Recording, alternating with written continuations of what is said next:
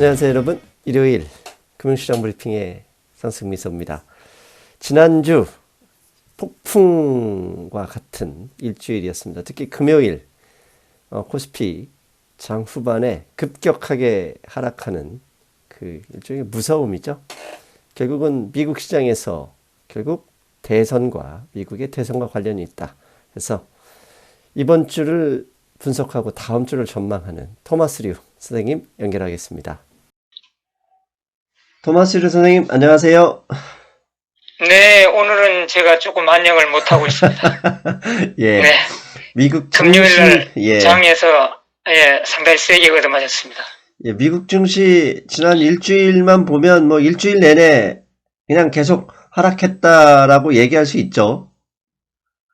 네, 뭐 하락이 이제 연속이었는데 금요일 장에서는 사실은 저도 그렇고 저희 회원들도 그렇고 많이 이제 손실을 줄일 수 있는 기회가 있었는데 제가 그 SPX 저항선을 물러서는 바람에 그 간발의 차이로 그 프로핏 테이킹을 못하고 그냥 금요일에 얻어맞았습니다. 그래서 근데 예. 뭐 오늘은 제가 좀 말을 좀 더 많이 할게요. 예.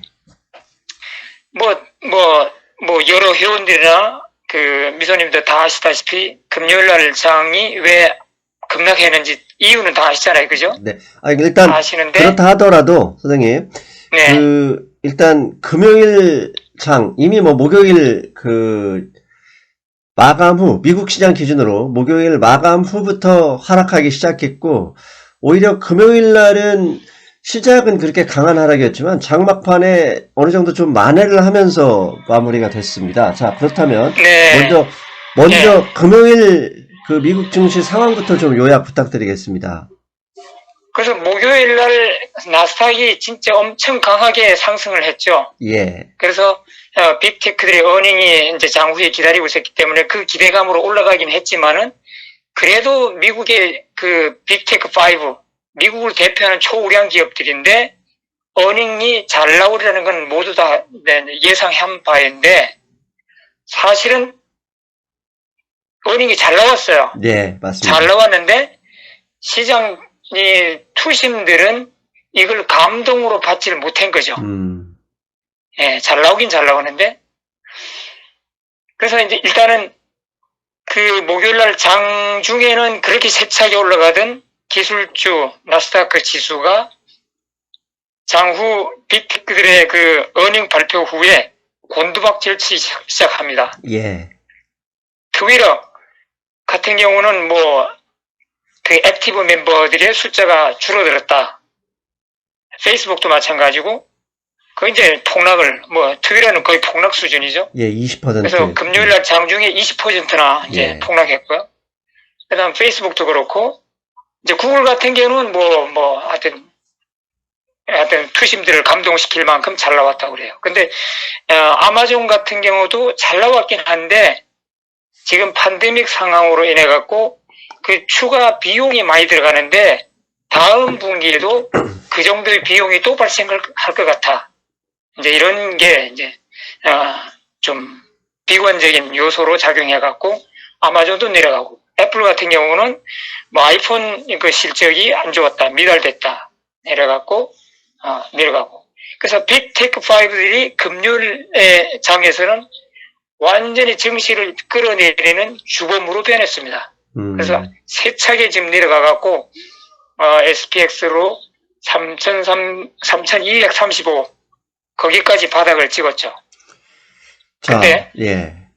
네. 제가 이제 먼저 그런데 네, 세차게 내리꽂던 증시가 계속 마지막 막판에는 상당히 많이 회복한 채로 끝났어요. 근데 그 와중에는 연준이 개입한 거죠. 연준이 장중에 뭐라고 속보로 발표했냐면 그러면은 스몰 비즈니스 그 대출금을 지금까지는 최저 한도가 25만 불이었었는데 10만 불로 완화한다. 이렇게 발표를 했죠. 자, 그 말은 뭐냐면 여기서 이게 잠깐 저 부연 설명을 드리면 연준이 네. 스몰 비즈니스에 대출해 주는 게 아니라 연준과 네. 이제 지난번에 미국의 문우신 장관이 있죠. 재무장관이 합의한 내용이죠. 연준에 있는 돈을 모태로 해서 일종의 그 펀딩을 조성을 했는데 그 펀딩에서 네네. 스몰 비즈니스에 대출해 주는데 여기에서 대출 받으려면 최소 25만 불 이상은 가져가야 대출해 주겠다라는 규정이 있었는데 그것을 10만 불로 낮췄다. 그러니까 더 많은 스몰 비즈니스에 대출해 주겠다. 그걸 연준이 그렇게 속보로 냈다는 얘기죠. 그렇죠. 네. 그러니까 더 작은 규모의 스몰 비즈니스들과 더 쉽게 더 많은 사람들의 스몰 비즈니스가 이제 대출해 갈 수 있게 하고 그 대출해주는 뱅크들에게는 또 그 이자 보전을 조금 해주는 뭐 그런 게 들어가 있다고 그래요. 네. 그래서 뱅크들로부터 자진해서 좀 더 많은 대출을 해줄 수 있도록 이거를 연준이 이제 발표한 거죠. 그 다음에 두 번째 그 미국 그 질병통제본부 CDC라고 그러거든요. 예. 이 CDC에서 느닷없이 진짜 뜬금없이 지금 코로나가 지금 뭐 금요일 하루 보면은 9만 5천 명 발생했대요. 사상 최고로 네. 확산하고 있는 와중에 CDC가 뭐라고 발표했냐면은 크루즈 영업을 허가한다. 이렇게 발표했어요. 이거 CDC는 누구나 아시다시피 이 정부 조직이잖아요. 네. 그래서 트럼프 대통령의 입김이 바로 직접적으로 영향을 미치는 이 부서인데 여기서 뜬금없이 크루즈 영업을 허가한다. 이거는 제가 볼 때는 이건 트럼프 대통령이 증시 내려가는 것을 막기 위한 어떤 좀 비상 조치가 아닌가 이제 그렇게 생각하거든요. 그래서 이런 두 가지 이유로 해갖고 지금 세차게 내리꽂던 증시가 오후 2시, 3시 되면서부터 급히 반등해갖고 3,270포인트로 마감을 했습니다.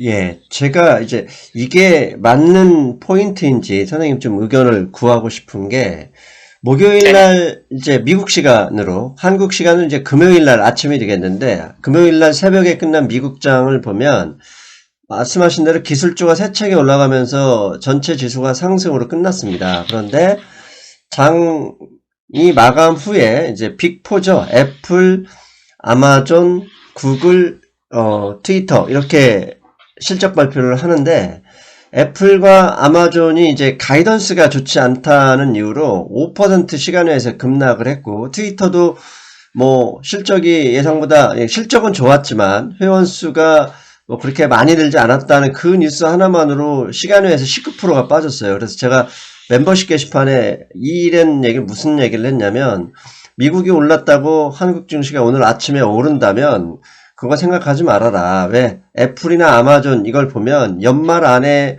미국의 부양책이 나오지 않으면 연말 쇼핑 시즌에 별 재미가 없을 것이다 라고 이미 시장이 감안한 것 같다. 그래서 그러니까 한국 시장이 금요일 날 뒤로 갈수록 많이 빠질 가능성이 있다. 이런 제 의견을 냈었거든요. 게시판에. 자, 이제 그렇다면 금요일 날 그게 그대로 미국장에서 이어서 이제 이런 나스닥 기술 빅테크주들이 전부 다 일제히 하락하면서 전체 증시가 떨어졌는데 그게 제가 생각한 대로 부양책에 대한 연말 안에 나오기 힘들겠다는 그런 의견 때문인지 아니면 야 대선 이후에 어차피 바이든이 지금 현재 당선 가능성이 높으니까 바이든 후보의 당선 가능성 때문에 이 빅테크 주식들이 안 좋을 것이다 라는 이런 관점에서 해석해야 되는 건지 선생님의 그 의견이 좀 궁금합니다.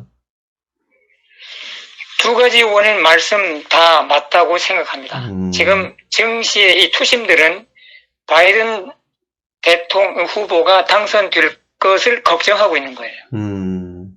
그 다음에 지금 금요일 장에서 미국 증시가 세차게 하락한 것에는 말씀하신 두 가지 이유, 그 외에도 온갖 악재는 지금 한꺼번에 다 터진 거거든요. 아까 말씀드렸다시피 지금 지난 일주일 동안 보면은 미국의 그 코로나 환자가 매일매일 증가해갖고 금요일에는 9만 5천 명이 하루 발생 건수가 9만 5천 명. 그래서 그 CDC 엑스퍼트나 그 방역 담당자들은 10만 명 이상 넘어가는 것도 시간 문제다. 이렇게 전망하고 있고요.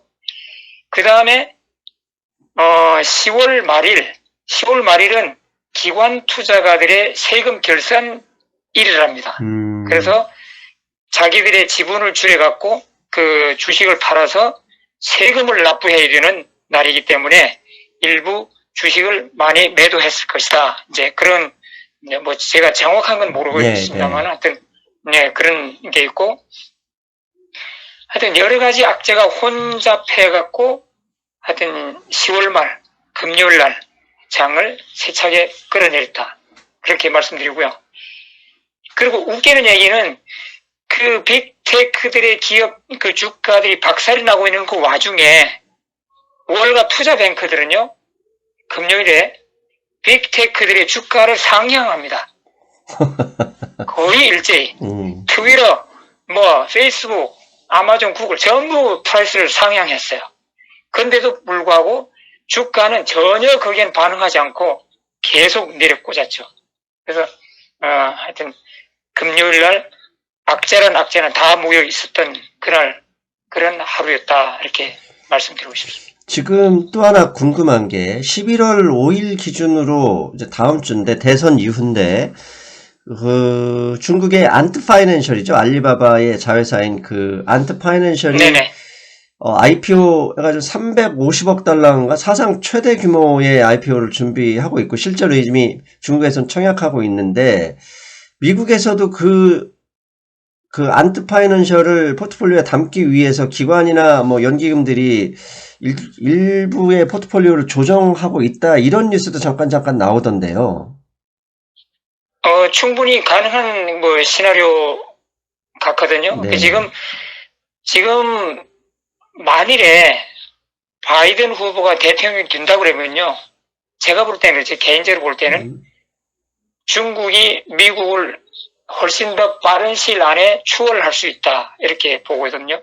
이미 현재 중국이 지금 이 코로나 사태 와중에서 상당히 안정된 모습을 지금 보여주고 있어요. 그래서 중국 국채라든가 뭐 그런데 지금 세계의 돈이 몰려가고 있어요. 네. 이제 이러는데 나약한 바이든 후보가 당선된다고 그러면은 그 중국이 미국을 추월할 수 있는 시기가 더 빨라질 수 있죠.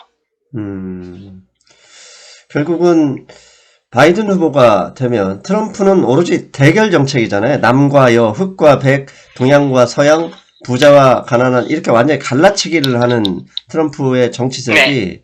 민주당이 집권되면 일단 갈라치기 정책보다는 조화, 뭐 융합 이런 쪽으로 갈 가능성이 있으니 중국하고는 더 사이가 조금이라도 나아질 수 있겠죠. 지금 월가의 전문가들 그 분석은 바이든 후보가 당선되면은 일단 중국하고 관계는 조금 더 좋아질 것이다. 이렇게 보고요. 그 다음에 관세 인상했던 거를 일부 물러설 수도 있다. 이제 그렇게 보고 사실 뭐 지금까지 그 트럼프 대통령이 그 성격상 중국 두드러 패는 데는 트럼프 대통령이 최적이죠. 최적인데 바이든 대통령은 그 중국의 시진핑 대통령이나 러시아의 푸틴 대통령 그 다음에 북한의 김정은 같은 그런 진짜 그 용맹스러운 전사들 거기 당할 수가 없을 겁니다 아마. 트럼프 대통령은 지금 맞짱 뜨잖아요. 네. 그 강한 독재자들에게도.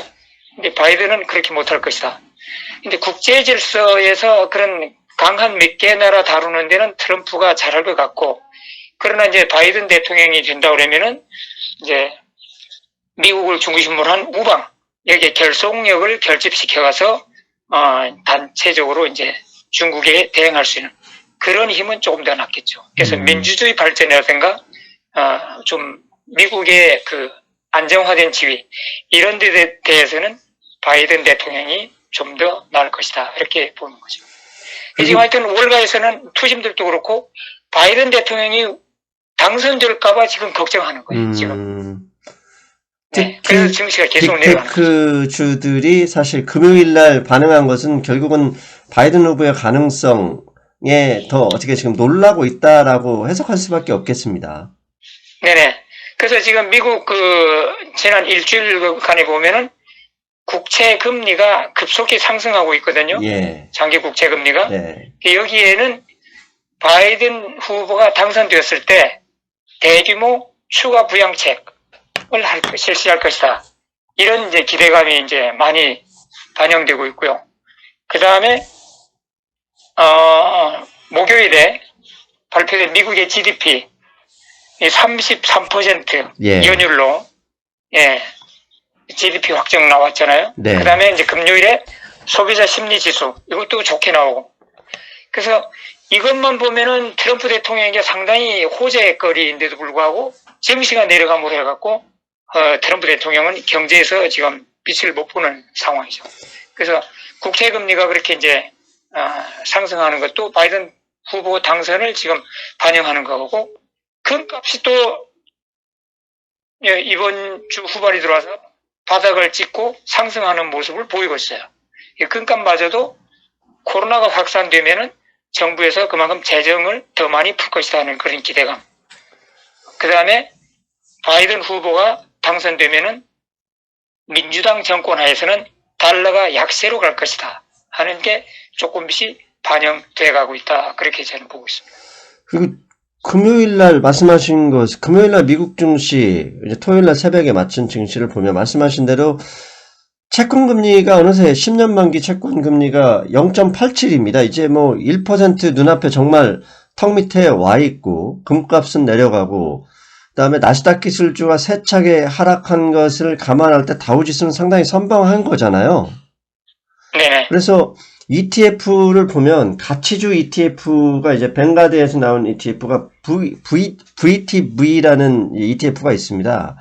그래서 이걸 보면은 가치주 섹터는 지금 그 쌍바닥에서 버티고 있는 모습이거든요. 그렇다면 결국 대선 이후에는 기술주보다는 이 가치주 섹터에서 좀 더 수익률이 좋지 않겠느냐, 이렇게 예상할 수 있지 않을까요?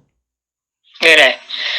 그래서 말씀하신 대로 이제 그러면은 바이든 후보가 당선되었을 때 또 트럼프 대통령이 재선에 성공했을 때 나누어서 그럼 우리가 어떻게 포트폴리오를 짜야 하는지 그거 제 생각을 말씀드릴게요. 예, 그러면 하나씩 제가 하나씩 네. 먼저 질문을 드릴게요. 그러면 왜냐면 이제 우리 시청자분들이 좀 듣기 편하도록 먼저 네.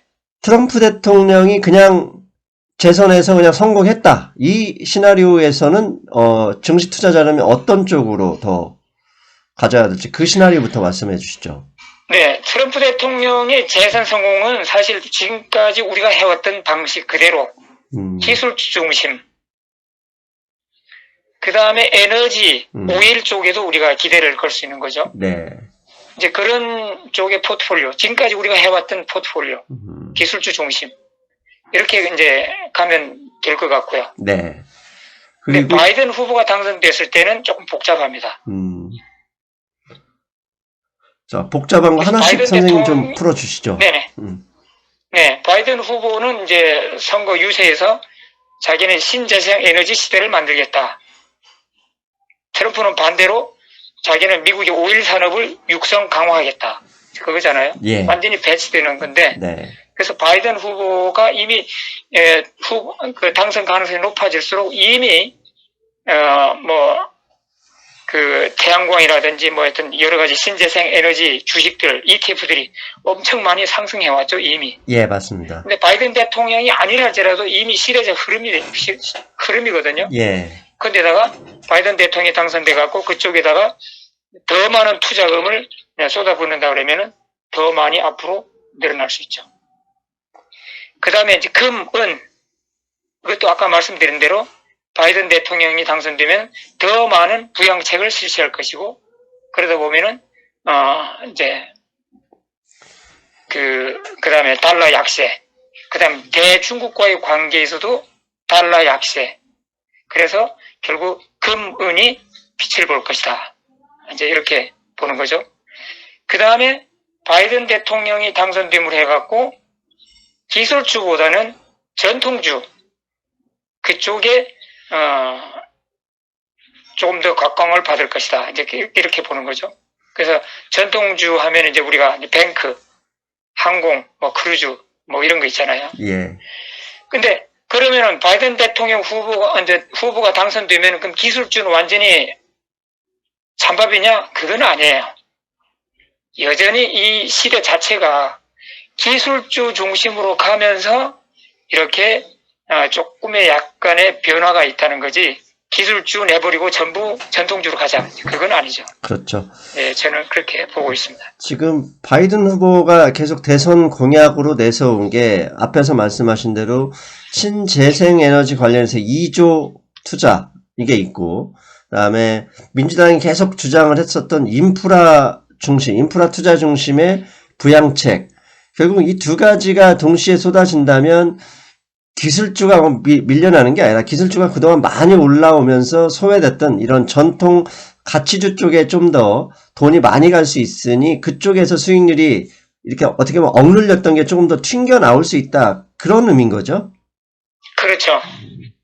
그래서 이 월가의 이 증시에서는 어느 한쪽으로, 예를 들어 기술주와 전통주가 있다 그러면은 전통주로 돈이 몰려가면요, 잠시 그 기간에는 기술주 같은 거는 조정을 받습니다. 맞습니다. 예. 네, 기술주가 강하게 올라갈 때는 전통주가 조정을 받고, 그래서 돈이 이게 계속 돌고 도는 거거든요. 예. 그래서 기술주가 완전 외면받을 수는 없는 시대죠. 예. 맞습니다. 그게 그러면은 바이든 후보가 당선되면은 이렇게 전통주나 금, 은, 재생에너지, 달러 약세 이렇게 우리가 예상은 하지만은, 그럼 현재 선거 전 그 현황을 볼 때 바이든 대통령 후보가 꼭 당선 확정이냐? 그거는 아니죠. 그죠? 네. 지금 트럼프 대통령이 여전히 맹추격하고 있는 입장이고,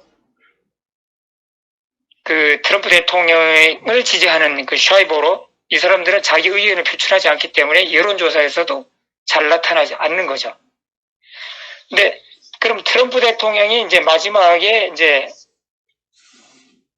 좀 그 바이든 후보를 따돌릴 수 있으려면은 뭔가 이렇게 좀 큰 정책이 나와야 되는데, 지금 오늘의 하나 제가 눈에 들어오는 게 있더라고요.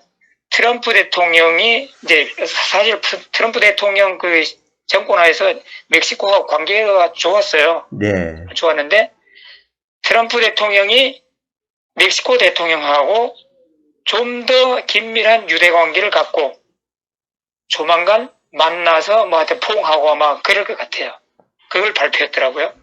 그래서 그 얘기는 뭐냐면은, 미국 내 인구 분포를 볼 때 이 라틴 아메리카 이쪽 계열들이 엄청 많아요. 예. 캘리포니아 같은 경우는 한 40%가 라틴 아메리카 이 계열이랍니다. 그런데 미국 내에 있는 라틴 아메리카 그 민족의 법적 지위를 보면요, 사실 이분들이 담 넘어온 사람들이 많거든요. 네. 그래서 투표권이 없어요. 없는데 이 자녀들이 이제 성장해갖고, 자녀들이 이제 17세, 18세가 되면서 투표권을 얻는 비율이 엄청 올라가는 거죠. 그래서 지금 당장도 우리가 이제 라티노라고 그러거든요. 네. 라티노의 비율이 상당히 크고 점점 커지고 있는 이때에 트럼프 대통령이 멕시코 대통령하고 포옹하고 이런 이벤트를 만듦으로 해갖고 미국 내 라틴 아메리카 그 투표를 표를 좀 더 끌어올 수 있는 그런 계기가 되지 않을까 이제 이렇게 보고 있고, 아까도 말씀드린 CDC의 유람선 허용 네. 이런 것도 증시를 끌어올리려 하는 트럼프 대통령의 계책인 것 같고요. 그러나 남은 이제는 월화 이틀 남았잖아요. 사실은 월요일 하루만 남은 거죠. 예. 증시로 볼 때는. 거기에서 어떤 트럼프 대통령이 반짝 뭔가 나올지는 아직은 모르는 상황이죠. 자, 지금 그리고 트럼프 대통령 원래는 완전 반반이에요. 트럼프 대통령이 될까 바이든이 될까 아무도 그렇죠. 모른다. 이게 네.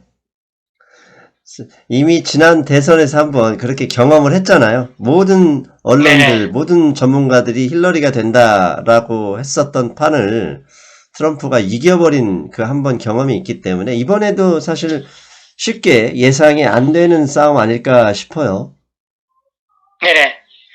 그래서 그러면은 이제 대통령 선거제는 그렇다 할지라도 사실 우리는 뭐 친수익파잖아요. 우리가 뭐 예. 정치적으로 누가 됐으면 그쵸. 좋겠다, 안 좋겠다, 뭐 민주당, 공화당 그런 거 안 따진다고. 우리는 친수익파. 예. 어떻게 하면 우리한테 더 유리할까? 그것만 갖고 말씀드리면요. 그러면 대선은 그렇다 치더라도 남아있는 상원, 하원은 어떻게 될 거냐 이거죠. 근데 하원은 누구든지 예상하든지 민주당이 가져간다는 건 뭐 거의 기정사실화 돼 있고요. 그건 논외로 하고, 그럼 상원이 남아있잖아요. 예. 상원 지금 각축전에서 완전히 여론조사에서는 50대 50이에요. 지금.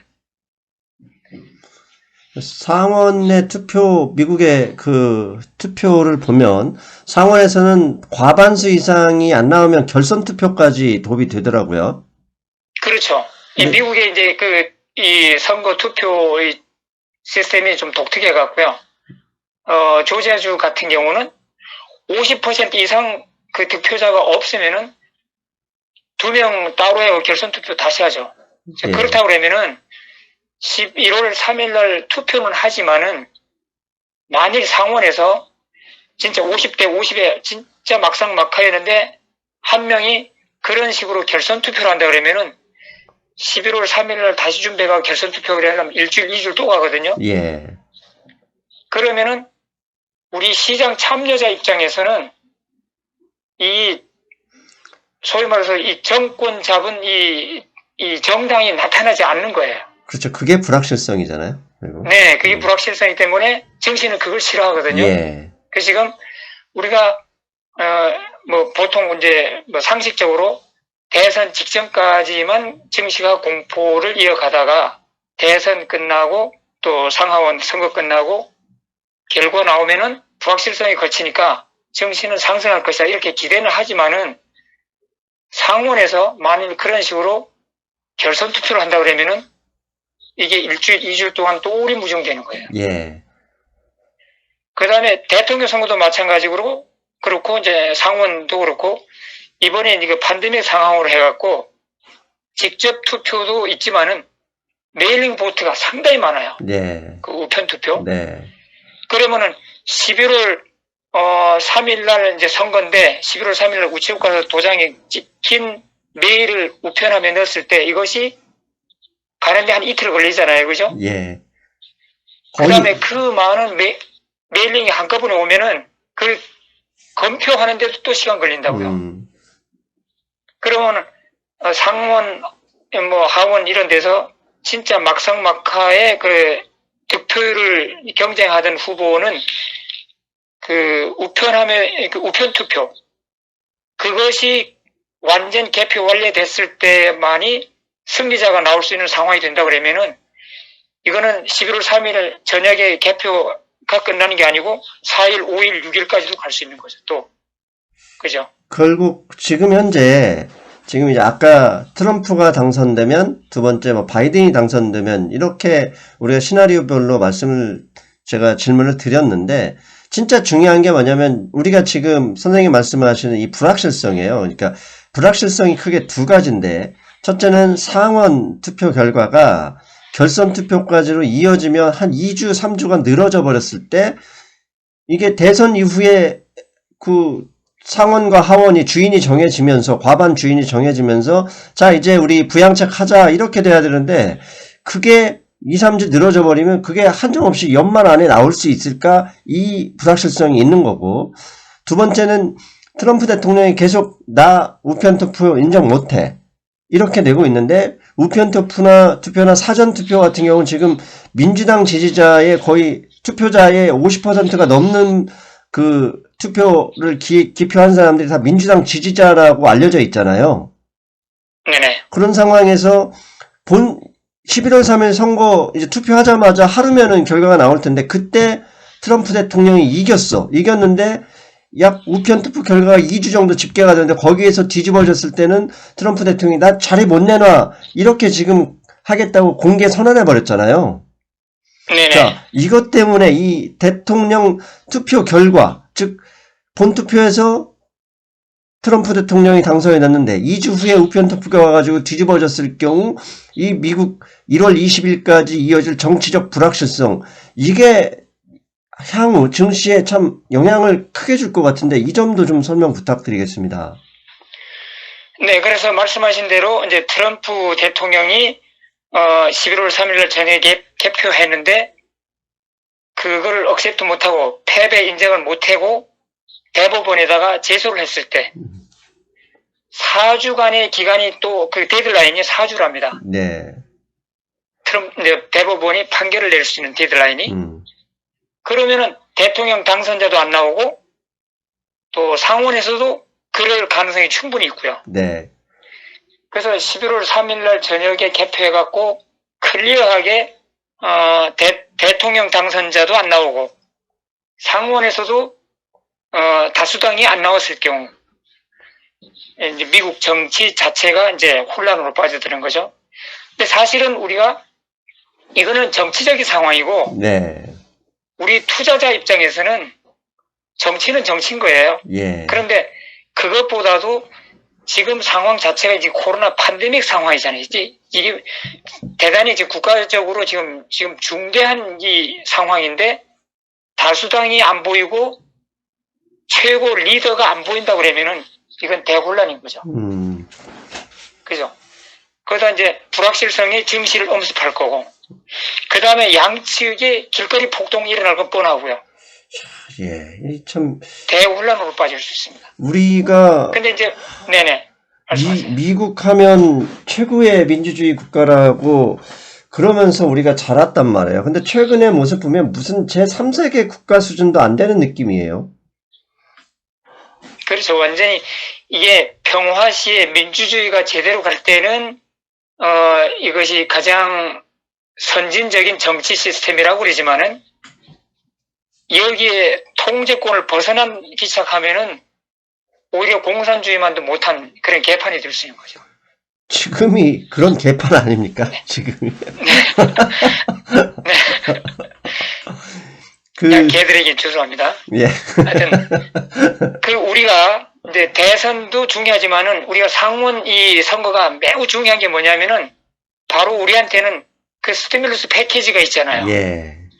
상원이 만일 공화당이 다시 잡는다 그러면은 스티뮬러스 패키지는 큰 게 나올 수가 없어요. 예, 아무리 맞습니다. 바이든 대통령이고 하원이 민주당이 잡아도 상원에서 틀어버리면은 나올 수가 없는 겁니다. 이게. 예.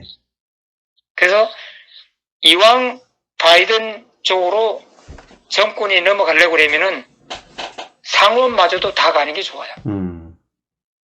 근데 만일에 또 저 개인적으로 그래. 그러면은 저 개인적으로 그러면 최적의 조합 뭐냐? 최적의 조합은 민주당이 상하원을 갖고 트럼프 대통령이 재선되는 거. 이게 증시에는 가장 좋은 조합이 아닐까 싶어요.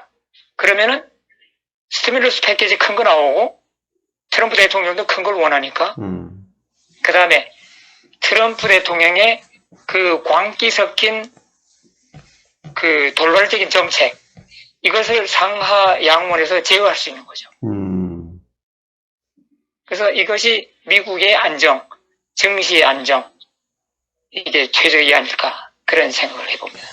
그거 참 괜찮은 시나리오인데 일단은 선생님 힘을 좀 쓰셔야 될 것 같고 저는 도와드리고 싶지만 투표권이 없으니 어쩔 수 없고 자, 한 가지 가장 좋은 건 이제 다시 정리하면 증시에는 사실 불확실성이 가장 싫어하죠. 그게 가장 큰 악재니까 대선이 후보가 누가 되든 빨리 결정이 되는 게 가장 증시에 좋은 거지 않습니까?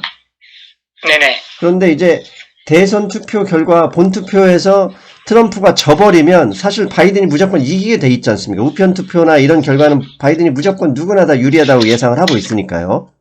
네. 그런데 만약에 당일 투표 결과를 보니까 트럼프가 근소하게라도 이겼다 그러면 이게 가장 시장이 걱정하는 불확실성 아닐까요? 왜냐하면 당일 투표에서는 트럼프가 근소하게 이겼는데 우편 투표 한 쭉 와서 합산되면 2주 정도 후에는 당선자가 뒤집어질 텐데 그걸 트럼프는 공개적으로 나 인정 못해 이러고 있는 상황이잖아요. 사실 그게 가장 걱정되는 시나리오 같거든요. 그러니까 두 후보 간에 이기려면은 큰 차이로 이겨버려야 돼요. 예. 11월 3일 날 그 개표에서 그래야지 나중에 우편투표 그걸 다 감안한다 할지라도 당선 가능성이 없다 그러면은 완전 당선자 선언할 수 있잖아요. 그죠? 예. 그러면 이제 정시 입장에서는 이제 바이든 대통령이 될까봐 이제 전전긍긍하고 이제 공포스럽게 보고 있는데, 바이든 그 후보가 대통령이 됐을 때 바이든 대통령은 사실은 그 급진 개혁파로부터 도움받아서 지금 대선 후보가 된 거잖아요. 예. 그 이 급진 개혁파들이 주장하는 게 법인세 인상, 그 트럼프 대통령이 인하했던 걸 제자리 돌리는 거, 그 다음에 빅테크 쪼개는 거, 쪼개갖고 좀 더 중소기업, 작은 기업들도 함께 같이 먹고 살자, 그런 거죠. 그 다음에 이 주식 매매 세금을 또 올린다고 그래요. 이 바이든 공약 중에.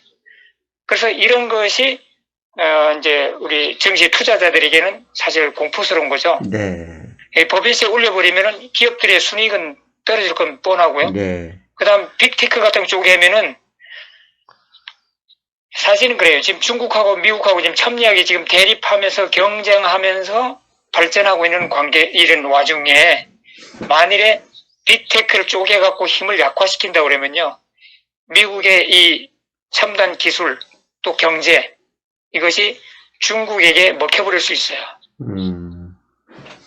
그죠? 지금 빅테크 앞세워갖고 맞서도 지금 힘이 모자랄 판인데, 이걸 쪼개버리면은 중국의 그 첨단 기업들이 미국 기업 그 기술을 훨씬 능가하고 더 많이 발전할 수 있죠.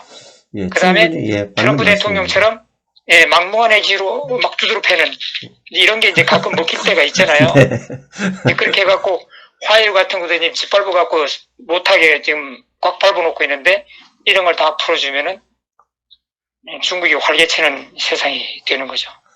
예. 충분히 뭐 맞는 말씀이십니다.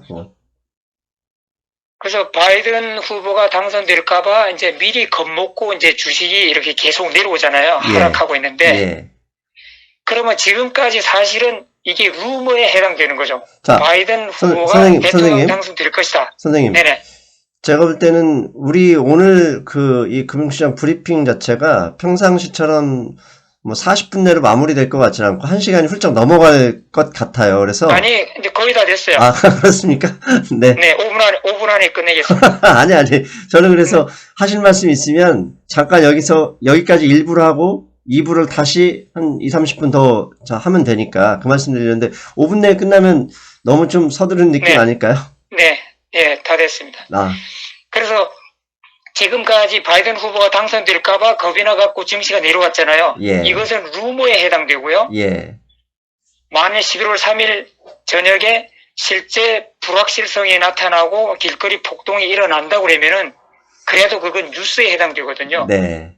그래서 저는 개인적으로 11월 3일까지만 증시가 하락을 하고 실제 뉴스가 나왔을 때는 증시는 상승으로 돌아설 수 있다. 이런 비율을 갖고 있습니다.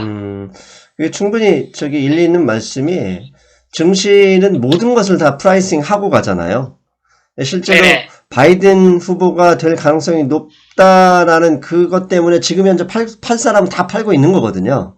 근데 막상 네네, 그렇죠. 바이든이 딱 되면 사실 이제 끝난 거죠. 그 당일날은 네. 잠깐 큰일 났다 하고 마지막에 파는 사람이 있긴 하겠지만, 결국 그 다음날부터는 이제 악재는 이미 딱 나온 순간 더 이상 악재가 아닌 것이 되니까요. 그렇죠.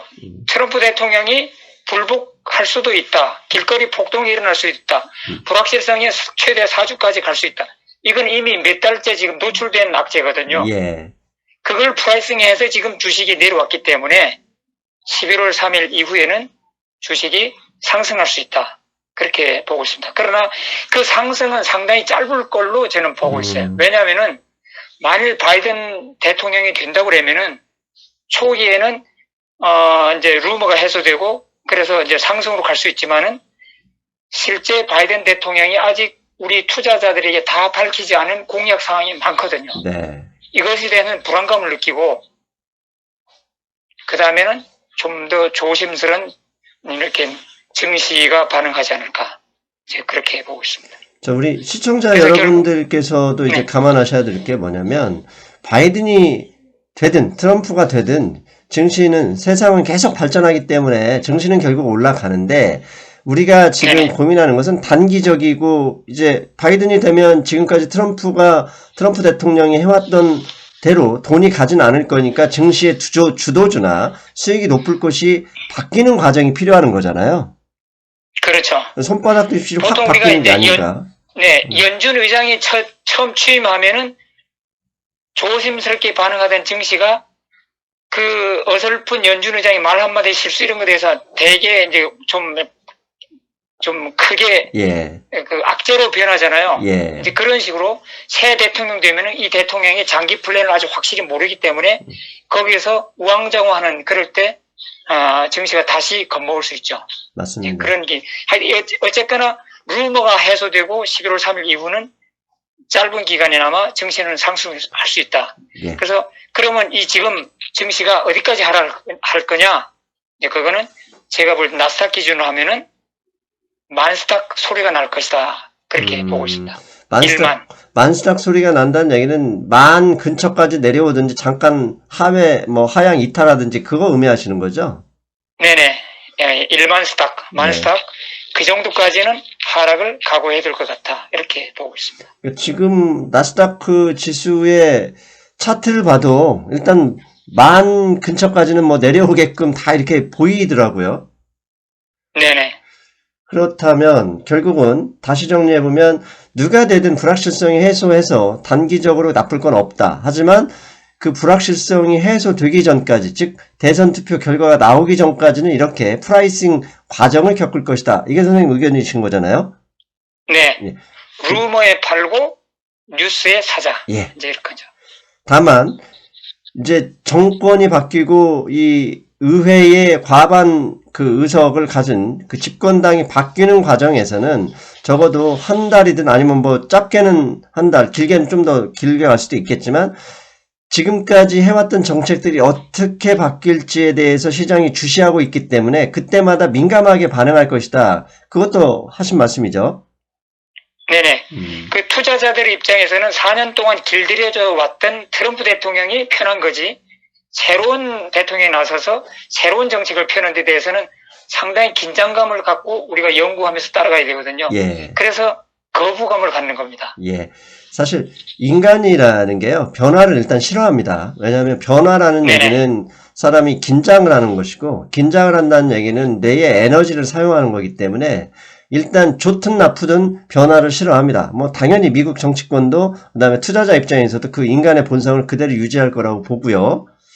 한편으로는 또 하나 이제 걱정되는 게 뭐냐면, 사실 바이든 후보가 당연히 이제 앞에서 말씀하신 대로 그 엘리자베스 워런이나 샌더스 이 급진 좌파죠. 거의 민주당에서. 이쪽의 의원들의 지지를 받았기 때문에 그분들의 의견을 무시할 수는 없잖아요.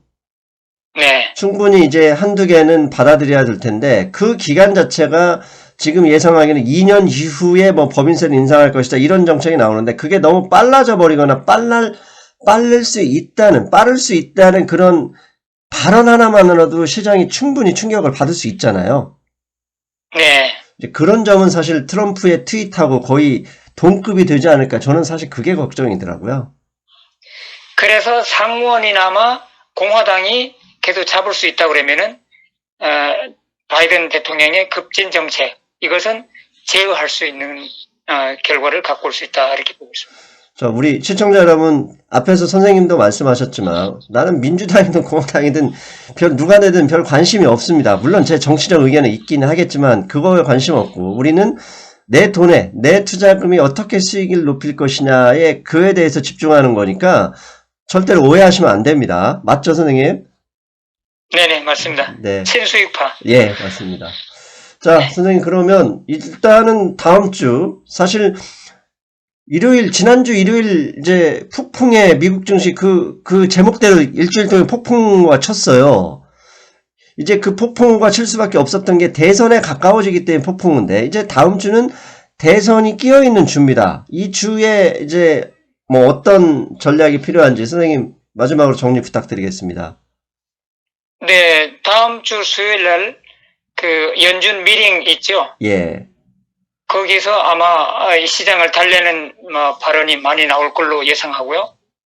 그 다음에 금요일에는 이제 만슬리 난판 페이롤 예, 그것도 발표되는데 거기도 뭐 그렇게 실망스럽게 나올 것 같지는 않고 지금 경제는 팬데믹 상황에도 불구하고 경제 자체는 지속적으로 조금 이제 회복하고 있거든요. 네, 이 자체가 트럼프 대통령에게는 호재거리인데 지금 증시 자체는 여론조사를 따라서 부정적으로 반응하다 보니까 트럼프 대통령은 거기에 이제 혜택을 못 보고 그런 형편이고 하여튼